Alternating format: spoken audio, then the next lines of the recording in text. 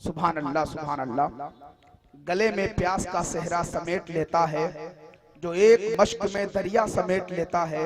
महाज़े जंग से आती है जब सदाए जिहाद, तो फकीर अपना मुसल्ला समेट लेता है। आप हजरात करीब आ जाएं। खतीब हिंदुस्तान मसलुक मिल्लत के बेबाक तर्जमान अमीर की शुबरे खिताबत हजरत अल्लामा अलहाज मुफ्ती महमूद अहमद साहब क़िबला बरकाती की पाकीज़ा गुफ्तगू का आगाज हो रहा है। उलमाए किराम की करीब से ज़ियारत कीजिए, फैजान हासिल कीजिए और हुजूर मुफ्ती महमूद साहब क़िबला की गुफ्तगू से आप हजरात फायदे हासिल कीजिए।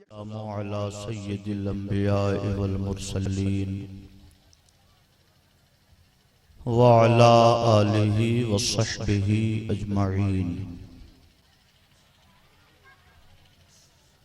अम्मा बाद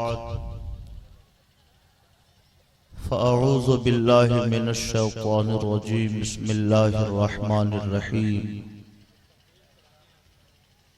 वक़रना फ़ी बुयूतिकुन्ना वला तबर्रजना तबर्रुजल जाहिलियतिल ऊला। आमन्तु बिल्लाहि सदक़ल्लाहु मौलानल अज़ीम व सदक़ रसूलुहुन नबियुल अमीनुल करीम। सरवर कहूँ के मालिको मौला कहूँ तुझे, बाग़े खलील का गुले ज़ेबा कहूँ तुझे। हिरमा नसीब हूँ तुझे उम्मीद गह कहूँ, यानी शफीअ रोज़े जज़ा का कहूँ तुझे। अल्लाह रे तेरे जिस्मे मुनव्वर की ताबिशें, अल्लाह रे तेरे जिस्मे मुनव्वर की ताबिशें। ऐ जाने जा मैं जाने तजल्ला कहूँ तुझे। तेरे तो वस्फ़ ऐबे तनाही से हैं बरी, हैरान हूँ मेरे शाह मैं क्या क्या कहूँ तुझे। लेकिन रज़ा ने ख़त्म सुखन इस पे कर दिया, खालिक का बंदा खल्क का आका कहूँ तुझे।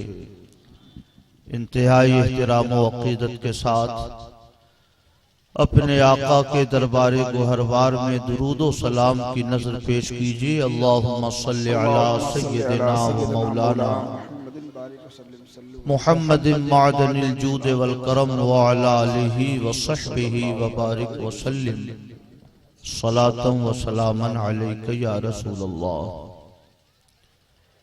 रफीकान गिरामी, आज का ये अज़ीमुश्शान इजलास आनंदपुर के मुसलमानों ने बिलखुसूस हाफिज बशीर अहमद साहब जो गुजरात में रहते हैं, उन्होंने और उनके घर वालों ने एक अज़ीमुश्शान मस्जिद के इफ्तिताह के मौके पर मुनक़िद किया है। मुझे ऐसा याद आता है कि आज से साल डेढ़ साल पहले, 2 साल पहले, बहुत ज्यादा होगा तो 2 साल, मस्जिद की तामीर जदीद का संगे बुनियाद रखा गया। उस मौके पे भी अल्हम्दुलिल्लाह हम लोग मौजूद थे और आज ये अज़ीमुश्शान मस्जिद बनकर तैयार है। तो मैं पूरे वसूख के साथ कह सकता हूं कि अंबिकापुर को छोड़कर पूरे सरगुजा की ये इंतहाई शानदार मस्जिद है। जी सुभान अल्लाह सुभान अल्लाह माशाअल्लाह। हो सकता है अंबिकापुर में कोई ऐसी खूबसूरत मस्जिद हो जो मेरी मालूमात में न हो। बाकी मैंने रतनपुर की मस्जिद भी देखी, बलरामपुर की मस्जिद भी देखी, रामानुजगंज की मस्जिद भी देखी, मगर अल्हम्दुलिल्लाह जैसी शानदार मस्जिद आनंदपुर के मुसलमानों ने हाफिज बशीर साहब की खुसूसी मुआवनत से तैयार किया है। ऐसी शानदार मस्जिद मुझे कहीं दूसरी जगह नजर नहीं आई। अल्लाह पाक आनंदपुर के मुसलमानों को जज़ाए खैर अता फरमाए। आमीन आमीन। जिन जिन भाइयों ने इसकी तामीर में किसी भी तौर से हिस्सा लिया, अल्लाह पाक सब पे फजलो करम फरमाए। आमीन। खास तौर से हाफिज बशीर साहब ने खुसूसी मुआवनत इस मस्जिद की तामीर में पेश किया है। बल्कि मैं समझता हूं कि 90% काम इस मस्जिद का उनकी जेबे खास से हुआ है। अल्लाह उन पे भी खुसूसी फजल फरमाए।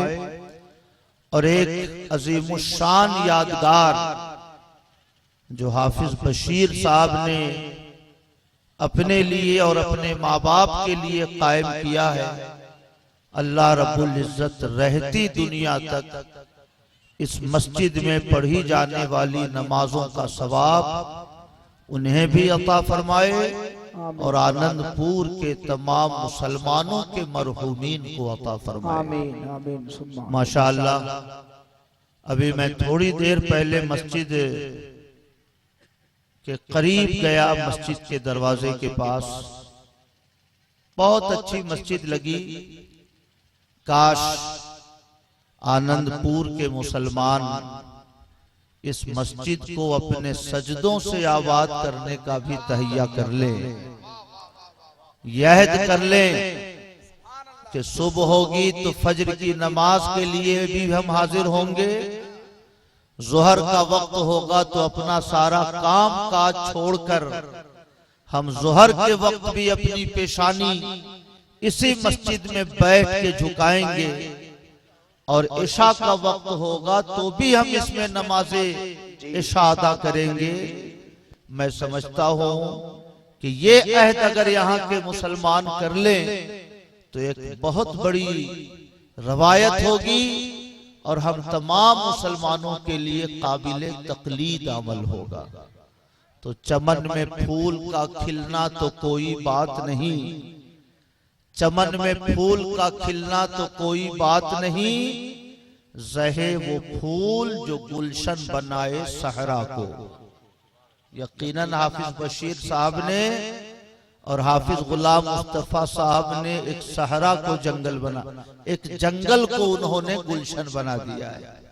अल्लाह पाक हमारे इन असहाबे खैर और दीन परवर हजरात की हिफाजत फरमाए और मुस्तकबिल में और भी अजीम शान दीनी खिदमतें अंजाम देने की तौफीक अता फरमाए। मेरे भाइयों, आज मुझे महसूस हो रहा है कि औरतों के लिए 50% रिजर्वेशन की बात अगर उठती रहती है तो बिल्कुल जायज उठती है।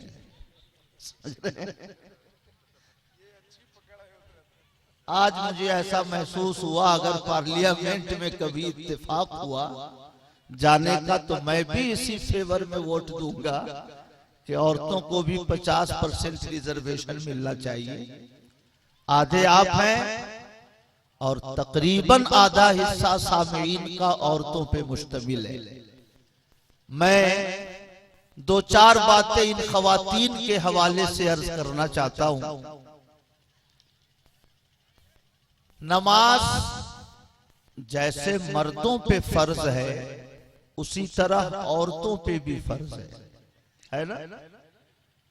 मर्द पे भी फर्ज और औरतों पे भी फर्ज। हुजूर अकरम सल्लल्लाहु अलैहि वसल्लम के जमाने में चूंकि नया नया इस्लाम आया था, इसलिए मस्जिद नबवी शरीफ में मर्द भी जाते थे नमाज के लिए और औरतें भी जाती थी। दोनों जाते थे, बच्चे भी जाते, बूढ़े भी जाते थे, इकट्ठे नमाज होती थी। क्या सूरत होती थी उसकी? ये हमारे अब्दुल गनी साहब, अब्दुल मुगनी साहब, हाफिज बशीर साहब के वालिद खादिम रसूल साहब, तो जो नौजवान किस्म के लोग होते थे, मस्जिद नबवी में सबसे पहली सफ में नौजवानों को रखा जाता था। समझ रहे? उनके पीछे जो बूढ़े होते थे उनकी सफ लगती थी, उनके पीछे जो बूढ़ी औरतें होती थी उनकी सफ लगती थी, और उनके पीछे नौजवान औरतों की सफ लगती थी।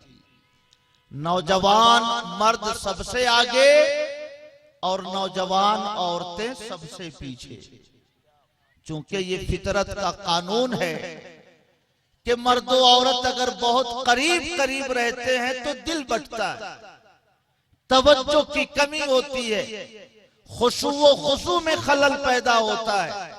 हर बात पे वो देखता रहेगा कि बगल में कौन है तो इधर कौन है। मैं ये समझता हूं कि पहली सफ की फजीलत जो हदीसों में बयान की गई, कि अगर लोगों को मालूम हो जाता कि पहली सफ में नमाज पढ़ने की क्या फजीलत है, तो लोग आपस में लड़ाई करते कि हम पहली सफ में बैठे तो हम पहली सफ में बैठे। पहली सफ को सबसे अफजल सफ कहा गया और आखिर वाली सफ को सबसे कमजोर सफ कहा गया, क्योंकि आखिरी सफ में जो रहेंगे वो औरतों के करीब रहेंगे और पहली सफ में जो रहेंगे वो औरतों से दूर रहेंगे। तो जितना खुशू व खुशू अगली सफ वालों को हासिल होगा, उतना खुशू व खुशू पीछे वाली सफ में नमाज पढ़ने वालों को हासिल नहीं होगा। इसलिए हमारे आका ने पहली सफ को सबसे अफजल सफ कहा। समझ रहे हैं? और मेरे भाइयों, चूंकि औरतें भी जाती थी नमाज पढ़ने, तो आमतौर से पैगंबर का मामूल था फज्र की नमाज में 40 से 60 आयतें मेरे पैगंबर पढ़ते थे। लेकिन अगर कोई बच्चे वाली औरत नमाज में खड़ी हो और बच्चे के रोने की आवाज आने लगती, तो ऐसी भी रवायतें मौजूद हैं कि मेरे पैगंबर ने कुल हो अल्लाहु अहद जैसी मुख्तसर सूरतें पढ़कर नमाज फज्र मुकम्मल फरमाई। जिंदाबाद, सुभान अल्लाह, सुभान अल्लाह। क्योंकि पैगंबर को मालूम है कि औरतें पीछे खड़ी हैं, उनके बच्चे रो रहे हैं। अब अगर लंबी तिलावत होगी तो उन माओं के लिए खुशू व खुशू बाकी रखना मुश्किल होगा। इसलिए फज्र की नमाज भी अगर बच्चों की या रोने की आवाज सुन ली तो पैगंबर ने मुख्तसर आयतें पढ़ के नमाज मुकम्मल कर दी है। क्या समझ में आया कि नमाज में अपने मुसल्लियान की सूरत हाल का लिहाज रखना जरूरी है ना? मुसल्लियान अगर सुकून की हालत में हो तो लंबी तिलावत अफजल है, और मुसल्लियान अगर परेशानी की हालत में हो तो इमाम को मुख्तसर तिलावत करनी चाहिए, ताकि मुसल्लियान के खुशू व खुशू में कोई कमी न हो। क्या बात है, सुभान। मेरे भाइयों, इस मौके पर एक हदीस और मैं पढ़ता हूं।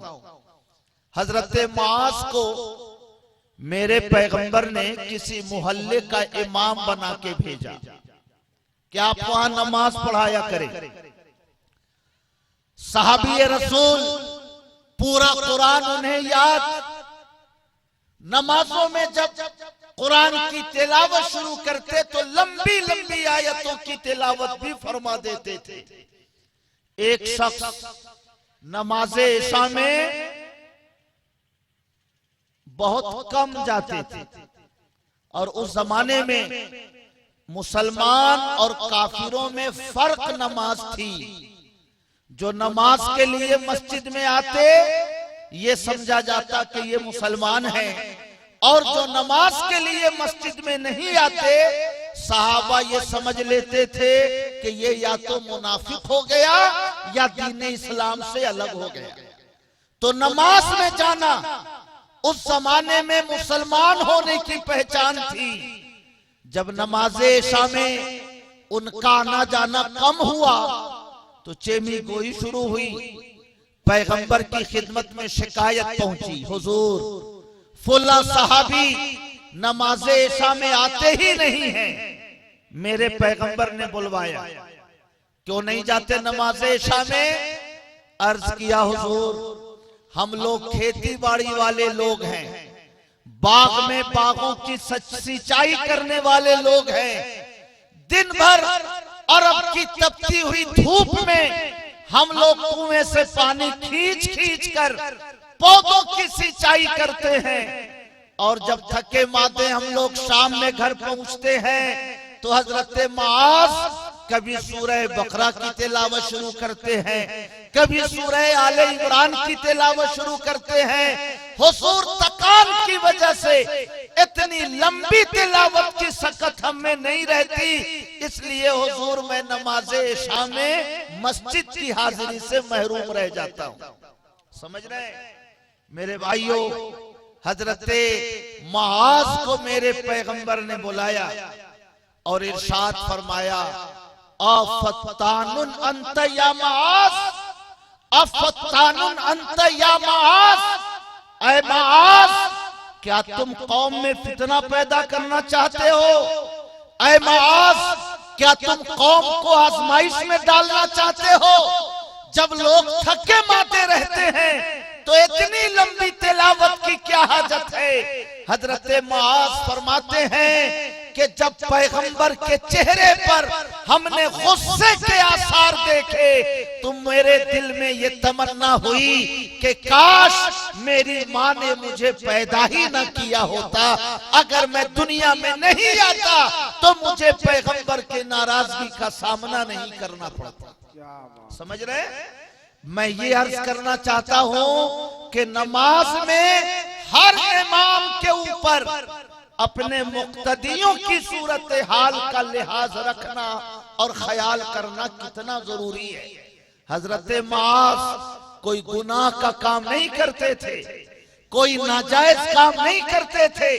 ये तो उन बुजुर्गों की खुशनसीबी थी कि कुरान की तिलावत की लज्जतें मिलती तो लंबी लंबी सूरतें पढ़ जाते थे, लंबी लंबी आयतें पढ़ जाते थे, मगर लंबी आयतों की तिलावत से बसा औकात बाज नमाजियों को दुश्वारी होती तो पैगंबर ने मना फरमाया और ये फरमाया कि मुआज ऐसा मत करो।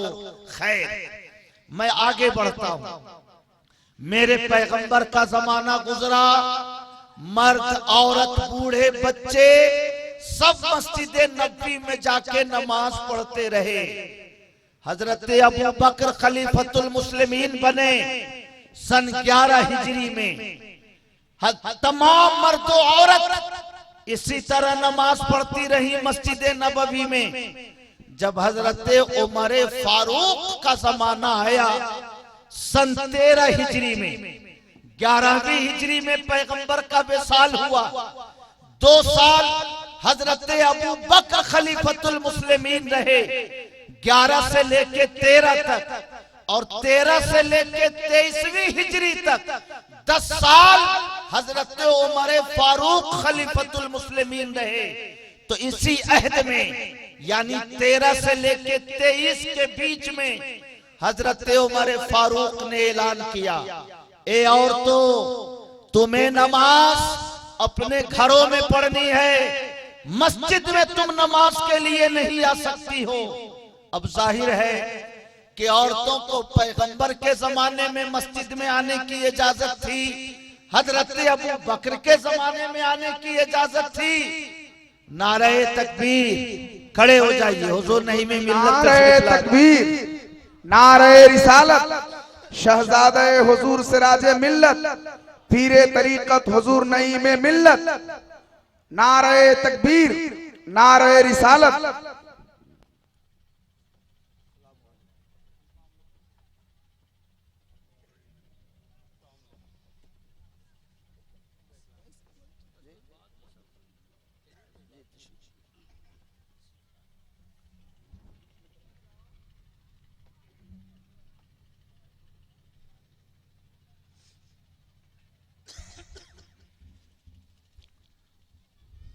माशाअल्लाह, आसमान पे दो दो सूरज बहुत कम एक साथ तुलू होते हैं, बल्कि कभी नहीं तुलू होते, मगर माशा अल्लाह आज खानवादा बैतुल अनवार के दो दो सूरज एक साथ स्टेज पे तुलू हो चुके है ना, खुशनसीबी का लम्हा। इसलिए अपने दोनों बुजुर्गों की जियारत शौक व मोहब्बत से करते रहिए, फैज हासिल करते रहिए और मेरी बात गौर से सुनते रहिए। मैं क्या कहना चाहता हूं, हजरत उमर फारूक ने ऐलान किया, कोई भी औरत मस्जिद में नमाज के लिए नहीं आ सकती, उसे घर में नमाज पढ़नी है। अब जाहिर है कि पैगंबर के जमाने से जो तरीका चल रहा हो, उस तरीके को अगर बंद किया जाए तो इंतशार तो होना है, खलबली तो मचनी है। औरतों की एक टीम हजरत आयशा सिद्दीका की खिदमत में आई, कहा हुजूर आप उम्मुल मोमिनीन हैं, तमाम मुसलमानों की मां हैं, पैगंबर ने हमें मस्जिदों में आने की इजाजत दी, नबियों के बाद जो सबसे अफजल इंसान है हजरत अबू बकर सिद्दीक, उन्होंने हमें मस्जिद में आने से नहीं रोका। हुजूर ये उमर कौन होते हैं हमको रोकने वाले? इसलिए आप हजरत उमर से कहें कि अपना फैसला वापस लें, अल्लाह के दरबार में सर झुकाने का इख्तियार और हक जितना मर्दों को है उतना ही हक हमें भी मिलना चाहिए। और जैसे मर्द मस्जिदों में जाके नमाजें पढ़ते हैं, हमें भी मस्जिदों में आकर नमाज पढ़ने की इजाजत मिलनी चाहिए। सुभान अल्लाह। उस जमाने की औरतें कितनी खुशनसीब थी कि नमाज के लिए मस्जिद में आने से रोका गया तो एहतजाज करने लगी। और आज के हालात क्या हो गए, अगर दो चार बार किसी औरत से कह दीजिए कि तुम्हें नमाज पढ़नी है तो अलग झंझट शुरू हो जाएगा। होगा कि नहीं होगा?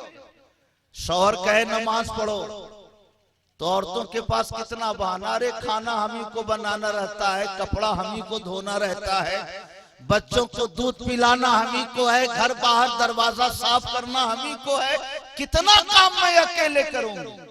होता है कि नहीं? क्या उस जमाने की औरतें खाना नहीं बनाती थी? उस जमाने की औरतें बच्चों को दूध नहीं पिलाती थी? उस जमाने की औरतें क्या घर की सफाई का एहतमाम नहीं करती थी? हर काम उस जमाने की खवातीन भी करती थी। मगर अल्हम्दुलिल्लाह अपने शौहर के हुकूक की अदायगी के साथ साथ हुकूकुल्लाह की अदायगी का शौक भी इतना उनके दिल में था कि सुभान अल्लाह, पेशानी जब सजदे में रखती हजरत फातिमा ज़हरा तो एक सजदे में सुबह नमूदार हो जाती थी और हजरत फातिमा की नमाज भी मुकम्मल नहीं हो पाती। क्या बात है, सुभान अल्लाह, सुभान अल्लाह। तो काश अल्लाह आज के जमाने की औरतों को भी हजरत फातिमा का सदका अता फरमाए और अपने शौहर और बाल बच्चों की खिदमत के साथ साथ नमाजों की भी अल्लाह पाक इस जमाने की खवातीन और हम मर्द हजरात को भी अल्लाह तौफीक अता फरमाए। खैर, औरतों ने शिकायत की, हुजूर पैगंबर ने हमको आने की इजाजत दी, तमाम नबियों के बाद जो सबसे अफजल है हजरत अबू बकर सिद्दीक, उन्होंने हमको आने की इजाजत दी, ये कौन होते हैं रोकने वाले? आप हजरत उमर से कहिए कि अपना ऐलान वापस लें। मेरे दोस्तों, हजरत आयशा ने जो जवाब दिया वो जवाब गौर से सुनिए। हमारे हाफिज सिकंदर साहब महुली वाले बहुत खामोशी से किनारे में बैठे हुए, वो भी मेरा जवाब सुने। हजरत आयशा ने फरमाया, ए औरतों, नबी का जमाना अमन का जमाना था, नबी का जमाना बरकतों का जमाना था, नबी का जमाना फितनों से महफूज जमाना था। इसलिए नबी ने तुमको मस्जिद में आने की इजाजत दी। आज तुम औरतों की वजह से जो फितने दुनिया में पैदा हुए हैं, अगर इन फितनों को पैगंबर भी अपने जमाने में देख लेते तो तुम्हें मस्जिदों में आने से मना फरमा देते। कहिए सुभान अल्लाह। अगर इन फितनों को मेरे पैगंबर अपनी जाहिरी हयात में देख लेते जाहिर होते हुए, तो पैगंबर भी तुमको मस्जिद में आने से मना कर देते। इसलिए उमर जो तुमको मना करते हैं, ठीक मना करते हैं, मैं उनको ऐलान वापस लेने को नहीं कह सकती। तुम्हें अब अपने घरों में नमाज पढ़नी है, तुम्हें मस्जिदों में आने की इजाजत नहीं दी जा सकती। मैं अर्ज करना चाहता हूं आनंदपुर के मुसलमानों, नमाज फर्ज है, छोड़ा गुनाहे कबीरा, हल्का समझ के छोड़ा दीन के दायरे से बाहर हो गए, निकाह टूट गया। इतना बड़ा गुनाह है नमाज का छोड़ना, नमाज का पढ़ना इतना बड़ा फर्ज कि तमाम फराइज के ऊपर इसको फजीलत हासिल है। अगर एक औरत फर्ज नमाज पढ़ने के लिए मस्जिद में नहीं आ सकती तो महुआ चुनने के लिए जंगल में जा सकती है? बोलिए बोलिए, आप फरमाएं। एक औरत अगर फर्ज नमाज पढ़ने के लिए घर से निकल के मस्जिद में नहीं आ सकती तो महुआ चुनने के लिए जंगल में अकेले जा सकती है? बोलिए बोलिए, जोर से बोलिए। मज़ारात पे जा सकती है? हूर शहीद की कब्र पे मुर्गा चढ़ाने के लिए गढ़वा जा सकती है? आप बताएं। जब फर्ज नमाज पढ़ने के लिए भले से घर के बगल में मस्जिद वाक़ हो, मगर इस्लाम घर से निकल के मस्जिद में आने की इजाजत नहीं देता, तो मज़ारात पे जाने की, जंगलों में जाके महुआ चुनने की, बाजारों में घूमने फिरने की और गैर महरम के साथ कभी ताजमहल देखने के लिए आगरे के सफर की या दिल्ली के सफर की इजाजत हमारा मजहब कैसे दे सकता है? समझ रहे हैं मेरे भाई? मैं अर्ज करना चाहता हूं, इसलिए मैंने कुरान मुकद्दस की आयत करीमा पढ़ी है, वक़रना फी बुयूतिकुन्ना वला तबर्रजना तबर्रुजल जाहिलियतिल ऊला। ए औरतों, अपने घरों में ठहरी रहो, अपने घरों में मुतमक्किन रहो, और जैसे जमाने जाहिलियत की औरतें अपनी आराइशें और अपनी जीनत की जगहों को जाहिर करती थी, उस तरह तुम अपने जिस्म की नुमाइश मत किया करो और बेपर्दा इधर उधर घूमकर ज़माने जाहिलियत की रस्म को जिंदा करने की कोशिश मत करो। समझ रहे हैं मेरे अजीज दोस्तों? दीन सीखने के लिए औरतें अपने घर से बाहर जा सकती हैं। हुजूर अमीने मिल्लत आए, हुजूर नईमे मिल्लत आए, उनको नमाज का मसला पूछना है, मैं नमाज कैसे पढ़ूं? शौहर से पूछे बगैर वो हुजूर अमीने मिल्लत से मसला पूछने को आ सकती हैं। शौहर अगर रोकता भी है तो भी वो आकर हुजूर नईमे मिल्लत से दीन की बातें सीख सकती हैं। इसलिए अगर औरतें जलसे गाह में आई तो मुझे इस पर एतराज नहीं है, मुझे एतराज इस अंदाज पर है, इस तरीके कार पर एतराज है। दीन की बातें सीखने के लिए भी कामिल पर्दे की जरूरत है। कहीं से कोई ऐसा तरीका ना इस्तेमाल किया जाए जिससे जमाने जाहिलियत की बेपर्दगी का शायबा पैदा हो। समझ रहे हैं? मैं अर्ज करना चाहता हूं, यहां पर मैं ये अर्ज कर दूं, औरतों को लिबास कैसा पहनना चाहिए? कुर्ता पाजामा ये अपने घर का लिबास है, और साड़ी ब्लाउज ये गैरों की पैरवी से आया हुआ लिबास है, ये अपने घर का माल नहीं है। ये गैरों से आया हुआ सामान है।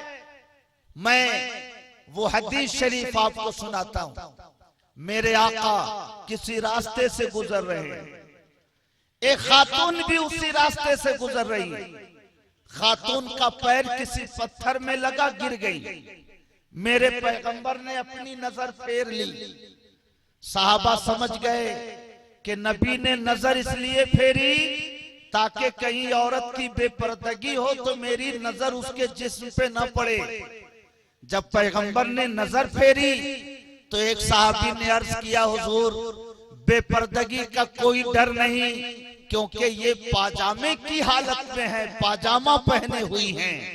जब पैगंबर ने ये सुना तो इरशाद फरमाया, रहमल्लाहुल मुतसर्विलीना वल मुतसर्विलात, अल्लाह अपने उन बंदों पे रहमत नाजिल फरमाए जो बंदे पाजामा पहनते हैं या जो बंदियां पाजामा इस्तेमाल। क्या बात है, वाह वाह वाह, नारे तकबीर, नारे रिसालत, गौसुल वरा कॉन्फ्रेंस, हुजूर नईमे मिल्लत, हुजूर अमीने मिल्लत, हजरत मुफ्ती महमूद अहमद साहब किबला बरकाती, हाफिज बशीर अहमद साहब किबला बापू। माशाअल्लाह, इसका मतलब क्या हुआ कि पाजामा पहनने वालों के लिए पैगंबर ने नुज़ूले रहमत की दुआ की है।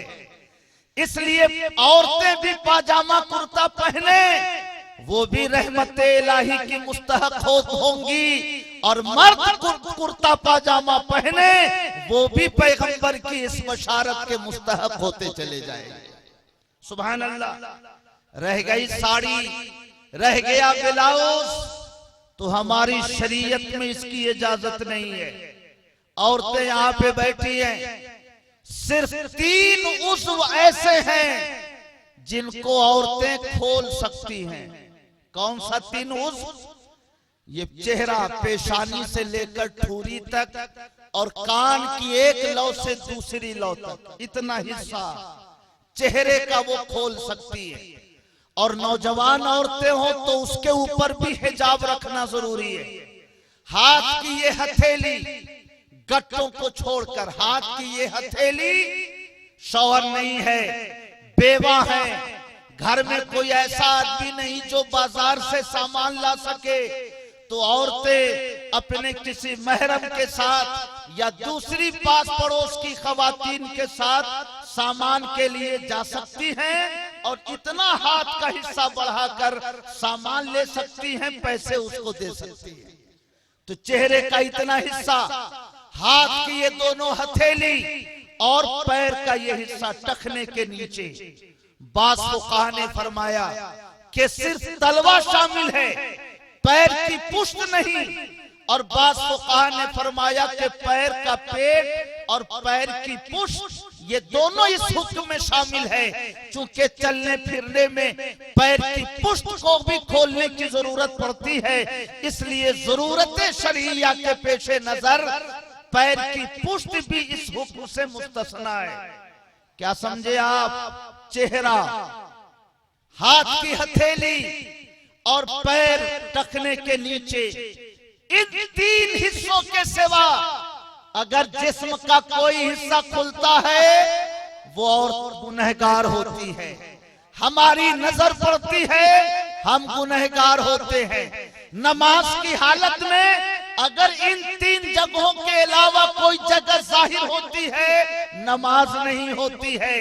अब आप जरा सोचो, हमारे मोहल्ले की औरतें ब्लाउज पहनती हैं, पेट का हिस्सा खुला है, पीठ का हिस्सा खुला है, हाथ का ये हिस्सा, यहाँ के सिवा ये सारा हिस्सा खुला है, गर्दन का हिस्सा खुला है, बाल वो खुले हुए नजर आते हैं। मैं अर्ज कर दूं मेरे दोस्तों, आजाद औरत के जिस्म का कोई हिस्सा अगर 1 दिरहम के बराबर खुला रह गया, नमाज नहीं होगी। यहाँ पे तो पूरा पेट खुला रहता है, पीठ का अक्सर हिस्सा खुला रहता है। लिहाजा बहुत साफ लफ्जों में यहाँ बैठी हुई औरतों को मैं बताना चाहता हूँ, और जो मर्द बैठे हैं मैं उन मर्दों को भी बताना चाहता हूँ कि अपने घर की औरतों को कुर्ते पाजामे का पाबंद बनाइए। अपने घर की औरतों को ब्लाउज और साड़ी से दूर रखने की कोशिश कीजिए, ताकि जिस्म को खोलने का गुनाह ना हो और वो नमाजें पढ़ें तो कुर्ते पाजामे में पढ़ेंगी तो नमाज सही होती चली जाएगी, और ब्लाउज पहन के नमाजें पढ़ेंगी तो उस नमाज को सही नहीं कहा जा सकता। क्या बात है ना? मेरी बात समझ रहे हैं? खास तौर से अगर कोई बूढ़ी औरत हो, कुर्ता पाजामा पहनने में उसे तकल्लुफ हो, अटपटा सा लगे, अगर कोई बूढ़ी औरत कहे कि मैं नहीं पहन सकती कुर्ता पाजामा, तो ऐसी सूरत में उनके लिए कुर्ता सिलवाइए तो यहां तक सिलवाइए, पेट का पूरा हिस्सा छुपे, पीठ का सारा हिस्सा छुपे, आस्तीन सिलवाइए, यहां तक सिलवाइए, ताकि जिस्म का कोई भी हिस्सा चेहरे, हथेली और पैर के सिवा खुला हुआ न रहे। अगर पर्दे के साथ आप लिबास पहनाएंगी तभी जाकर हमारे घर की औरतों की नमाज सही हो सकती है। समझ रहे हैं? दुरूद शरीफ पढ़िए, अल्लाहुम्मा सल्ली अला सय्यदिना व मौलाना मुहम्मद मादनिल जूद वल करम। बहुत सारे लोगों को लगता है कि मुसलमान अपनी औरतों को बहुत पाबंदी में रखते हैं, न चेहरा खोल सकती है, न हाथ खोल सकती है, जैसे किसी जानवर को ढक छुपा के रखते हैं, वैसे ही मुसलमान भी औरतों को एक जानवर की तरह कपड़ा पहना के रखते हैं। ये कैसेट्स पेश कर रहे हैं Munna radio electronics and recording centre, यानी MR सीरीज, रंका मोड़, गढ़वा। मैं अर्ज कर दूं मेरे भाइयों, सोने की अंगूठी गुम हो जाए दोबारा आप खरीद सकते हो, चांदी का हार गुम हो जाए दोबारा हासिल कर सकते हो, लेकिन अगर आबरू लुट गई तो दोबारा नहीं हासिल हो सकती है। इज्जत अगर नीलाम हो गई तो उस इज्जत को दोबारा नहीं हासिल किया जा सकता। तो हम अपने घर की औरतों को अपने लिए कीमती दौलत समझते हैं, इसलिए उसको पर्दे में छुपा के रखते हैं।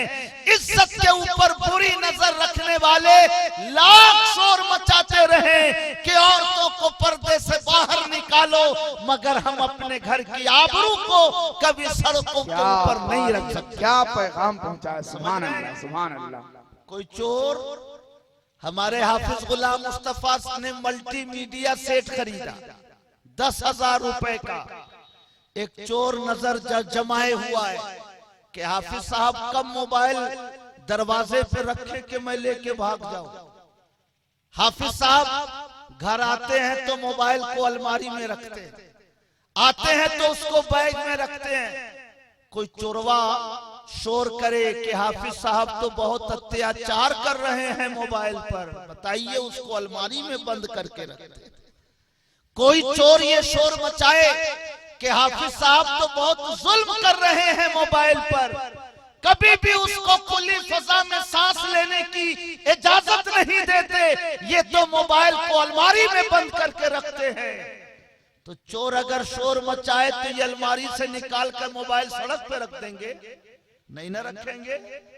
अगर मोबाइल को हम अलमारी से निकाल के सड़क पे नहीं रख सकते, तो अगर कोई इज्जत का लुटेरा, औरतों की इज्जत पे बुरी नजर रखने वाला शोर मचाएगा तो हम अपने घर की आबरू को बेपर्दा नहीं कर सकते, अपने घर की आबरू को हम सड़कों पे नहीं रख सकते। हम अपनी आबरू को बचा के रखेंगे, और बचाने के लिए ही अल्हम्दुलिल्लाह इस्लाम ने औरतों को पर्दे का हुक्म दिया। समझ रहे हैं?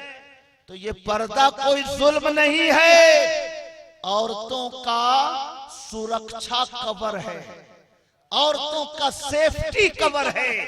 जो औरतें पर्दे में होती हैं उनकी इज्जत भी महफूज होती है, उनका वकार भी महफूज हुआ करता है कि नहीं? मेरे अजीज दोस्तों, इसलिए पहली गुफ्तगू मैं ये अर्ज करना चाहता हूं कि औरतों को लिबास इस्लामी इस्तेमाल करना चाहिए और गैरों के देखा देखी जो ब्लाउज और साड़ियों का चलन हमारे मुआशरे में बढ़ गया है, उस चलन को धीरे धीरे बंद कर देना चाहिए। दुरूद शरीफ पढ़िए, अल्लाहुम्मा सल्ली अला सय्यदिना व मौलाना मुहम्मद मादनिल जूद वल करम व अला आलिहि व सहबिहि व बारिक व सल्लिम सलातम व सलामन अलैका या रसूल अल्लाह।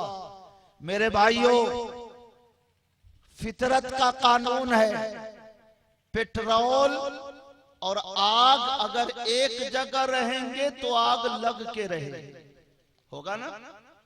आप लाख चिल्लाइए कि पेट्रोल और आग में आग न लगे तो ये संभव नहीं है। अगर दोनों को आग लगने से बचाना है तो पेट्रोल को अलग रखना होगा और आग को अलग रखना होगा। होगा कि नहीं होगा? करीब होंगे तो आग लगेगी। इस्लाम ने इसीलिए हुक्म दिया, वक़रना फी बुयूतिकुन्ना, औरतें अपनी घरों में रहो।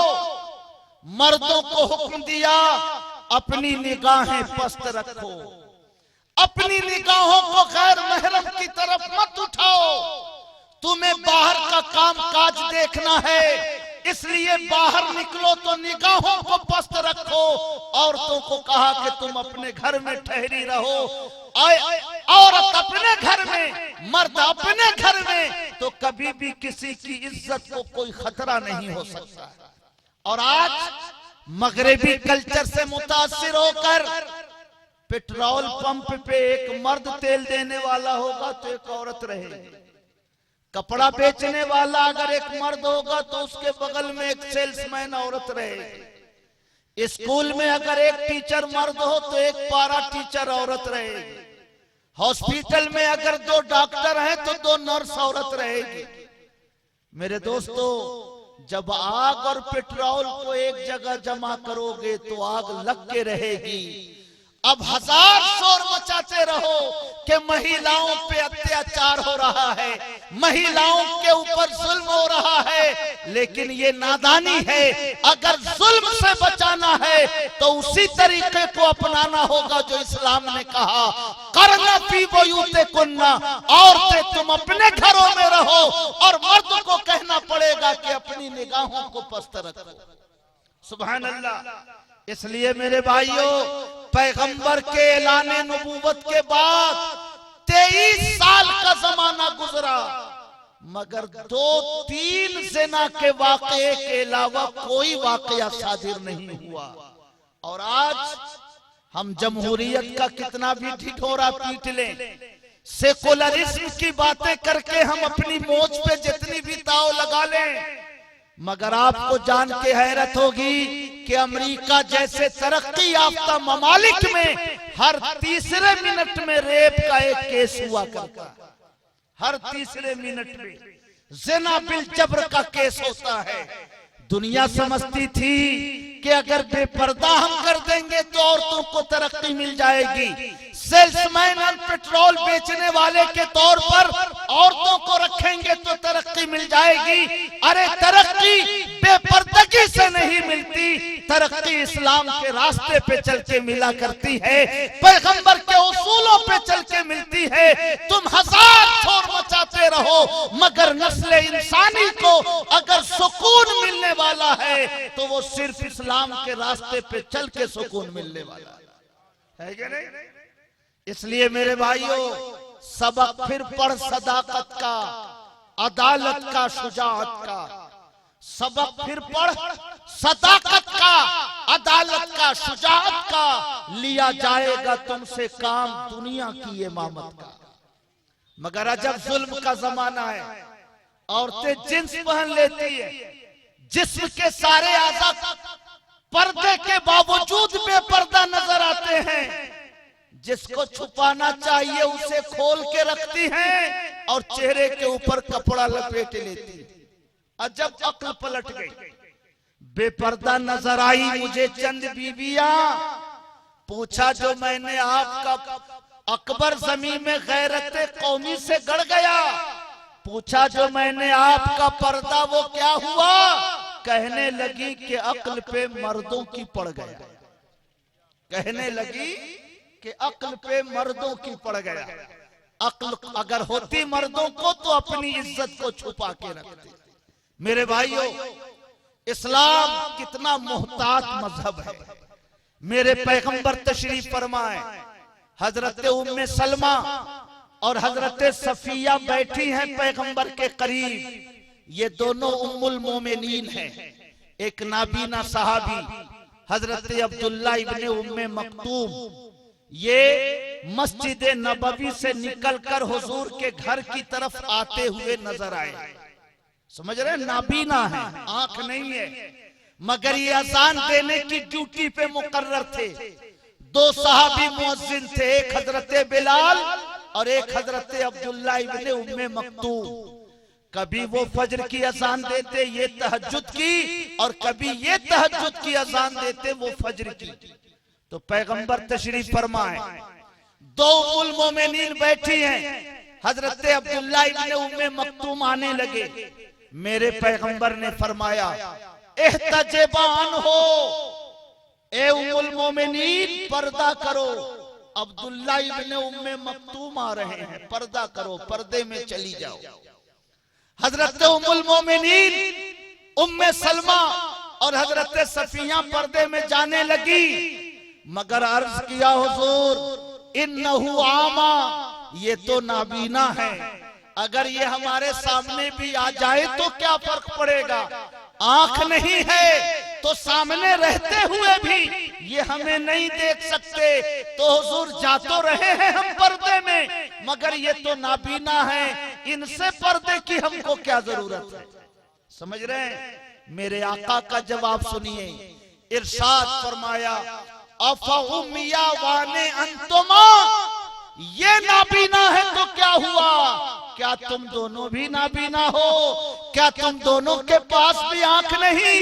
मतलब ये हुआ कि जैसे मर्द के लिए औरत को देखना गुनाह, वैसे ही औरत के लिए किसी गैर महरम मर्द को भी देखना गुनाह हुआ करता। क्या बात है, सुभान अल्लाह। मेरे भाइयों, मैं अर्ज करना चाहता हूँ, हजरत उम्मे सलमा माँ है, माँ अगर बेटे से पर्दा ना करे तो कोई हर्ज की बात नहीं, बेटा अगर माँ से पर्दा ना करे तो कोई हर्ज की बात नहीं, मगर उम्मत को, अपने मानने वालों को शरीयत सिखलानी थी, दीन की बात समझानी थी।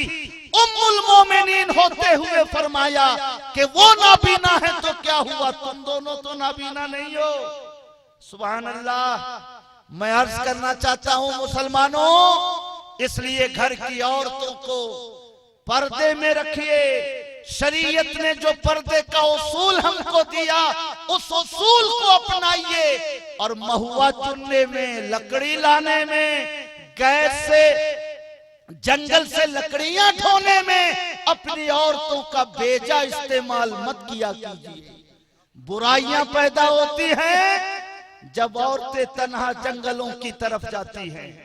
बुराइयां पैदा होती हैं जब हमारे घर की बेटियां महुआ चुनने जाती हैं। महुआ चुनने का काम तुम्हारे जिम्मे है। औरत पर अपने रिस्क का इंतजाम जरूरी नहीं, औरतों के खिलाने का जिम्मा अल्लाह ने तुम्हारे ऊपर रखा है। धान काटना है मर्द काटे, गेहूं काटना है मर्द काटे, महुआ चुनना है मर्द चुने, लकड़ियां जंगल से काट के लाना है मर्द लाए। ये औरतों का फरीजा नहीं, औरतों का फरीजा ये है कि शौहर अगर घर में लाके देगा तो औरतें बनाकर अपने शौहरों को खिलाएं। समझ रहे हैं? तो जैसे हिंदुओं ने पूजा पाठ का सारा काम औरतों के हवाले कर दिया, वैसे ही घर में खाने पीने का सारा काम आप लोगों ने औरतों के हवाले कर दिया। मर्द ताव लगा के रोड पे बैठ के चाय पिएगा और घर की औरत जो है धान काटने जाएगी। मर्द जो है पान खा के दोनों किनारे में लाली टपकाएगा और घर की औरत जो है जंगल से लकड़ी काट के लाएगी। मैं अर्ज करना चाहता हूं मुसलमानों, जब तक दीन से हट के चलोगे, शरीयत के बताए हुए रास्ते से अलग जिंदगी गुजारोगे, न घर में सुकून हो सकता है, न तुम्हारे दिल को सुकून मिल सकता है, न हमारा मुआशरा कभी इस तरह के खतरात से महफूज हो सकता है ना। मेरे भाइयों, हमारे घर की औरतें शाम जब होती है तो सजौत दिखलाती है। क्या दिखलाती है? सजौत होता है ना। लालटेन जलाती हैं और लालटेन जलाकर एक एक कमरे में घूमती है। अगर कोई औरत भूल गई तो सास कहती है, अरे रे सूरज डूब गया, जरा सजौत दिखला दो। सुभान अल्लाह। सजौत काहे को? जैसे गैर मुस्लिम समझते हैं दिवाली के मौके पर गैर मुस्लिम चिराग क्यों जलाते हैं पूरे घर पे? कि लक्ष्मी जी का आगमन होने वाला है। अगर घर अंधेरा रहेगा तो बाहर से चली जाएंगी, इसलिए घर में चिराग जला के रखो ताकि लक्ष्मी जी चिराग देखे तो हमारे घर में भी आए और उनके आने से मेरे घर में बरकत हो, है ना। जैसे गैर मुस्लिमों में ये तसव्वुर है, गैर मुस्लिमों के साथ मखलूत मुआशरे में रहने की वजह से बहुत सारी औरतों में भी ये सोच पैदा हो गई। शाम हो गई, अगर घर में अंधेरा रहेगा तो लक्ष्मी जी चली जाएंगी। मैं अर्ज करना चाहता हूँ मुसलमानों, अगर शाम होते ही चिराग जलाकर इसलिए घरों में घुमाते हो कि सांप हो तो उसे मार के हटाएं, बिच्छू कहीं दिख जाए तो उसे मार के घर से बाहर करें, अगर ये तसव्वुर है तो मैं चिराग जलाने से आपको नहीं रोकता। मगर ये तसव्वुर अगर है कि शाम को घर अंधेरा रहेगा तो बरकत नहीं आएगी, तो मैं अर्ज करना चाहता हूँ इस्लाम के नुक्ते नजर से बरकत नमाजों के पढ़ने से आती है, कुरान की तिलावत से आती है। घर हजार तारीख हो मगर कोई कलमा पढ़ने वाला नमाज उस घर में पढ़े तो रहमत के फरिश्ते रहमत इलाही लेकर उस घर का तवाफ किया करते है कि नहीं। तो सजावट दिखाने से रहमत नहीं आती, नमाजों के पढ़ने से रहमत आती है, कुरान की तिलावत से रहमत आती है, दुरूदों की तिलावत से रहमत आती है। इसलिए शाम को सूरज डूबे तो औरतों से ये न कहो कि चिराग जला के सजावट दिखलाओ, ये कहो कि वुजू करके सर झुकाओ, नोजू करके नमाजें पढ़ो। अल्लाह के इबादत का वक्त आ गया है, खाना बाद में बनाना, पहले नमाज पढ़ के आयतल कुर्सी पढ़ के बच्चों पे दम कर दो ताकि बच्चे शयातीन और आसेब से महफूज हो जाए, है ना। सुभान अल्लाह। हुजूर नई में मिल्लत आते हैं, जिसके पास ताबीज हो वो भी लेते हैं, नहीं हो तो वो तो लेते ही हैं। हुजूर अमीने मिल्लत दोलंगी में आ गए, रामानुजगंज के मुसलमान खपता लगाते लगाते पहुंचते हैं, हुजूर ताबीज हमको दे दीजिए। मैं अर्ज करना चाहता हूं, ताबीज की बरकतों से मैं इनकार नहीं करता, मगर जो आपको सबसे बड़ा नुस्खा इस्लाम ने हिफाजत का दिया है वो ये दिया है कि आयतल कुर्सी पढ़ के दरवाजा बंद करो, आयतल कुर्सी पढ़ के बच्चों को दम करो, इंशाअल्लाह न उस घर पर किसी शैतान का असर हो सकता है, न उस बच्चे के ऊपर किसी शैतान का असर हो सकता है। समझ रहे हैं? ये औरतों को समझाओ। और वक्त अगर आपका जाये न हो रहा हो तो बस एक हदीस सुना के बात खत्म करूं, 3:30 हो गया। अभी 2 बुजुर्गों की दुआ हम सबको लेनी है। औरतों से खास तौर से मैं अर्ज करना चाहता हूं, मेरे पैगंबर माले गनीमत आता तो एक साहबी को पैगंबर ने मुकर्रर कर रखा था कि रात भर आपको जागकर इसकी हिफाजत करनी है। सही हदीस है, कभी सनद से इस हदीस का सबूत है। रात हुई, एक चोर आया और वो अपने थैले में गल्ला चोरी करने लगा। साहबी पहुंचे, उसका हाथ पकड़ा, कहा छोड़ दो, मैं बहुत गरीब आदमी हूं, छोटे छोटे बच्चे हैं, इसलिए उनके खिलाने के लिए मैं ये लेके जा रहा हूं, छोड़ दो, अब मैं दोबारा नहीं आऊंगा चोरी करने। साहबी रसूल नर्म दिल, छोड़ दिया चोर को। दूसरा दिन आया, रात हुई, फिर उसी टाइम पे चोर पहुंचा और फिर जल्दी जल्दी खजूर अपने थैले में भरने लगा। साहबी रसूल फिर पहुंचे, हाथ पकड़ा उसका, कहा कल तुमने कहा था कि दोबारा चोरी करने नहीं आऊंगा, फिर तुम आ गए, आज मैं तुमको नहीं छोड़ूंगा, नबी की खिदमत में जरूर तुमको पेश करूंगा। गिड़गिड़ाने लगा, कहा हुजूर छोड़ दीजिए, आज मैं वादा करता हूं कि दोबारा नहीं आऊंगा। साहबे रसूल का दिल नर्म, छोड़ दिया चोर को। अब तीसरा दिन आया, फिर वही चोर पहुंचा।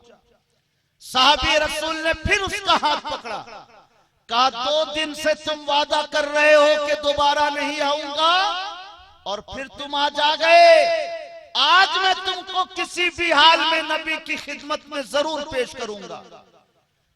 कहने लगा चोर, आज हमको छोड़ दीजिए, अब मैं कभी नहीं आऊंगा, और अगर छोड़ दीजिएगा तो एक बहुत कीमती बात आपको बताऊंगा।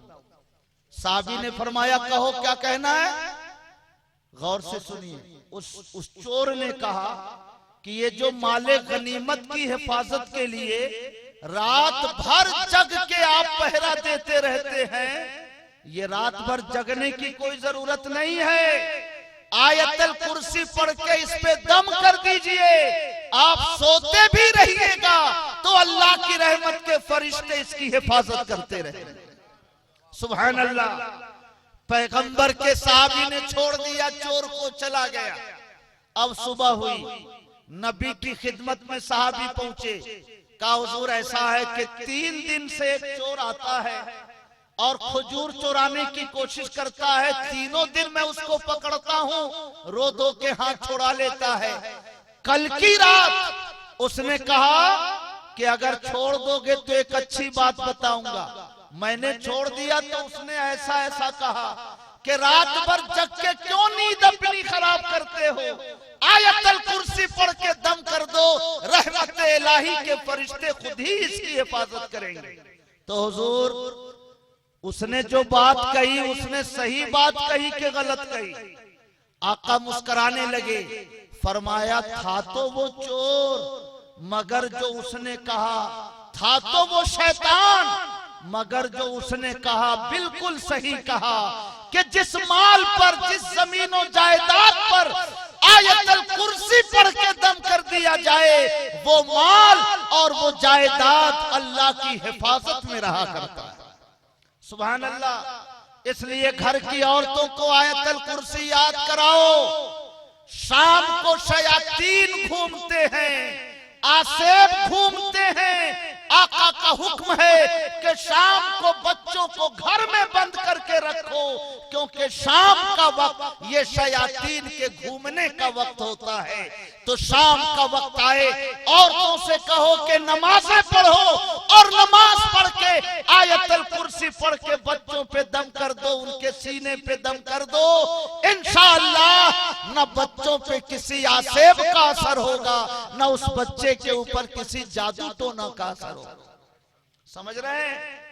इसलिए मेरे भाइयों मैं अर्ज करना चाहता हूं, इस्लाम के रास्ते के सिवा फलाह का कोई भी तसव्वुर नस्ल इंसानी नहीं कर सकती। हमें भी अगर निजात मिलेगी तो इस्लाम के बताए हुए रास्ते पे चल के मिलेगी, और हमारे घर की बहू बेटियों को, माँ और बहनों को भी अगर निजात मिल सकती है तो इस्लाम के रास्ते पे चल के ही निजात मिल सकती है। सबक फिर पढ़, सदाकत का, अदालत का, शुजाअत का लिया जाएगा तुमसे काम, दुनिया की ये मामत का, और कुव्वत इश्क से हर पस्त को बाला कर दे, दहर में इसमें मोहम्मद से उजाला कर दे। मैं शुक्रगुजार हूँ मोहसिने कौमो मिल्लत आली जनाब हाफिज बशीर अहमद साहब का, कि अगर शानदार मस्जिद इन्होंने न बनवाई होती और इतना अजीम शान जलसा इन्होंने न सजाया होता तो हुजूर अमीन मिल्लत की जियारत का शरफ हमको हासिल नहीं होता। हुजूर नई में मिल्लत की दुआएं हासिल करने का मौका आनंदपुर के मुसलमानों को नहीं मिलता। और चंद दीन की चंद बातें इस स्टेज के जरिए आप हजरात की खिदमत तक मुझे पहुंचाने का मौका भी मयसर नहीं आता। तो अल्लाह पाक उनकी दीनी खिदमतों को कबूल फरमाए। मस्जिद बनवाई, टाइल्स लगवाया, खूबसूरत मीनार सजाया, जलसा मुनक्किद कराया। अल्लाह पाक इन तमाम नेकियों को कबूल फरमाकर हाफिज साहब और उनके अहले खाना को दिन दूनी रात चौगुनी तरक्की अता फरमाए और आनंदपुर के मुसलमानों को ऐसी शानदार मस्जिद का इस्तिकबाल अपने सजदों से करने की तौफीक अता फरमाए। अस्सलामु अलैकुम व रहमतुल्लाह।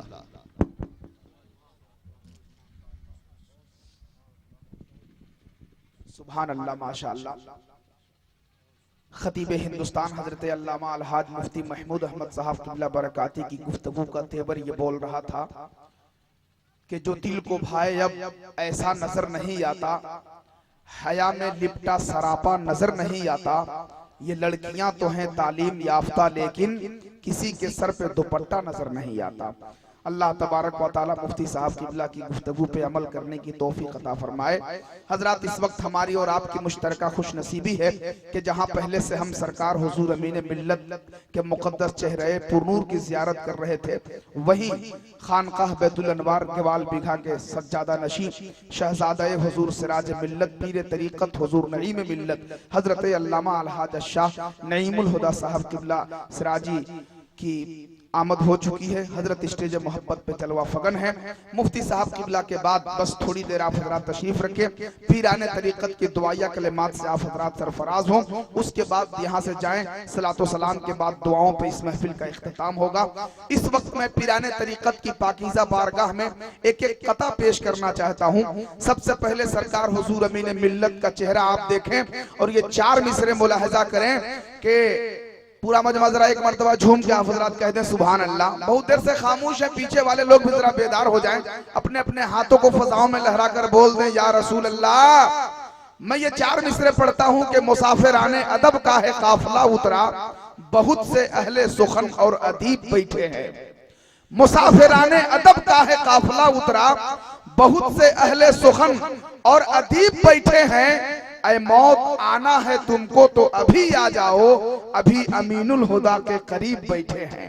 ऐ मौत आना है तुमको तो अभी आ जाओ, अभी अमीनुल हुदा के करीब बैठे हैं। और ये चार मिसरे सरकार हुजूर नईम मिल्लत के हवाले से कि गमो अलम में ना जुल्मो जफा के साए में, यहाँ तो सब हैं सिराजुल हुदा के साए में।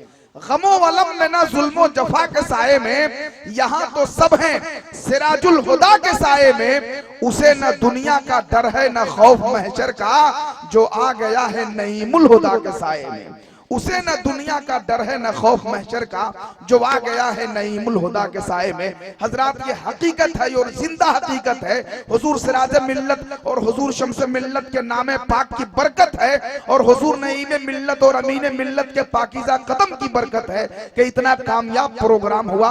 अल्लाह तबारक व तआला हजरत हाफिज बशीर अहमद साहब क़िबला बापू को सलामत रखे, इनका हौसला जवान रखे। अल्हम्दुलिल्लाह, ये नेक नियति और ये पीराने तरीक़त के आमद की बरकत है कि जलसा इतना कामयाब हुआ। जलसे की कामयाबी से मुतासिर होकर मैं अगर ये चार मिसरे कहूं तो 100% सही होगा कि हाकिम मुतलक का जब फरमान जारी हो गया, हाकिम मुतलक का जब फरमान जारी हो गया, बादशाह वक्त जो था वो भिखारी हो गया और शाह सिराजुल हुदा का फैज जारी हो गया। आज का जलसा कई जलसों पे भारी हो गया।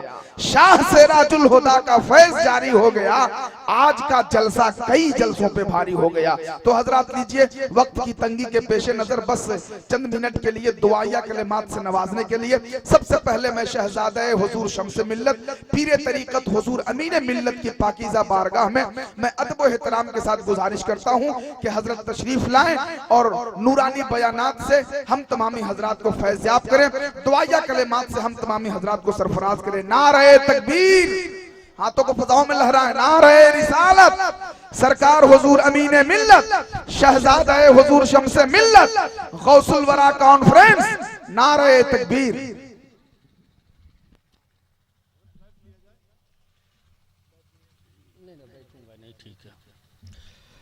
अस्सलामु अलैकुम व रहमतुल्लाहि व बरकातुहू। नहमदुहु व नुसल्लिमु व नुसल्ली अला हबीबिहिल करीम। अम्मा बाद फ़ौज़ बिल्लाहि मिनश शैतानिर रजीम। बिस्मिल्लाहिर रहमानिर रहीम। या अय्युहल्लज़ीना आमनू क़ू अनफुसकुम व अहलीकुम नारा। आमन्तु बिल्लाहि सदक़ा रसूलुहुन नबियुल अमीनुल करीम व नहनु अला ज़ालिका लमिनश शाहिदीन वश्शाकिरीन वल्हम्दुलिल्लाहि रब्बिल आलमीन। उठाए कुछ वरक़ लाला ने,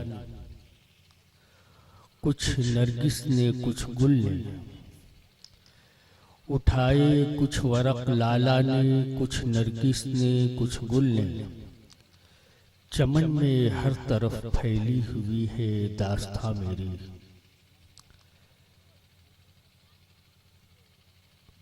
जलाले आतशे बरक़े सहाब पैदा कर, जलाले आतशे बरक़े सहाब पैदा कर। अजल भी काँप उठे वो इनक़िलाब पैदा कर।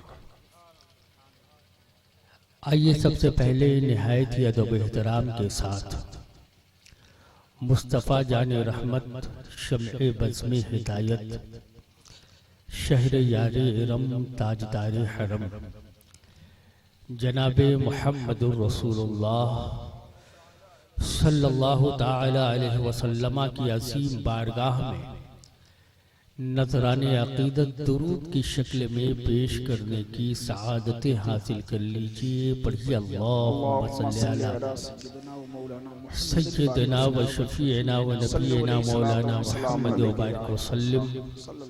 सलातम व सलामन अलैका या रसूलल्लाह सल्लल्लाहु ताला अलैहि वसल्लम। पहले तो मैं बहुत ही मोहब्बत के साथ आपसे गुजारिश करना चाहूँगा कि आप हज़रात जो इधर उधर बिखरे हैं और ऐसा लग रहा है कि किसी एटमी ताकत का आज इस्तेमाल हुआ है, बहुत अच्छे हैं आप, बहुत ही नेक हैं कि शुरू से आखिर तक आप इस जलसे में रहे। आपका ये कीमती वक्त बड़े ही अच्छे माहौल में गुजरा कि आप हजरात ने हमारे उलमा की नायाब और अनमोल गुफ्तगू से अपनी दिल की दुनिया को आज खूब संवारा है। आखिर के वक्त में पता है कि कोई भी बात आपके ज़हनो फिक्र के दरीचे तक नहीं पहुंचती है। अगर आप मेरी बात को समझ रहे हैं तो बड़े ही अच्छे अंदाज में आप हमारे करीब आ जाइए। जितने लोग हैं सामने आ जाइए, मैं आपको देखूं, आप मुझे देखें, उलमा की ज़ियारत करें। करीब आइए, यहाँ सामने बैठ जाइए। इधर से भी कुर्सी लेकर ही करीब आइए, कुर्सी लेकर करीब आइए। ये बड़ा ही इम्तिहान का वक्त होता है, खाह वो मशाइख हों या हमारे खुतबा और मुकर्रिरीन हजरात हो। ऐसे वक्त में अगर एक दो बातें भी आपके दिल के नेहा खाने में उतार डालते हैं तो ये बाकमाल हैं वो शख्स, और बड़ी ही बाइल्म और बाअज़मत है वो शख्स। आप हजरात करीब आ गए, कितना अच्छा लग रहा है, कितना खूबसूरत लग रहा है। ऐसा लगता है कि जलसा अब शुरू होने वाला है। अल्लाह आप सबों को सलामत रखे। मैं तो तहे दिल से पहले हाफिज़ व क़ारी हजरत मोहम्मद बशीर साहब उर्फ बापू का शुक्रिया अदा करना चाहूँगा कि उन्होंने इस बयाबा में इतने उलमा और इतने सामीन की तादाद को बुला लिया।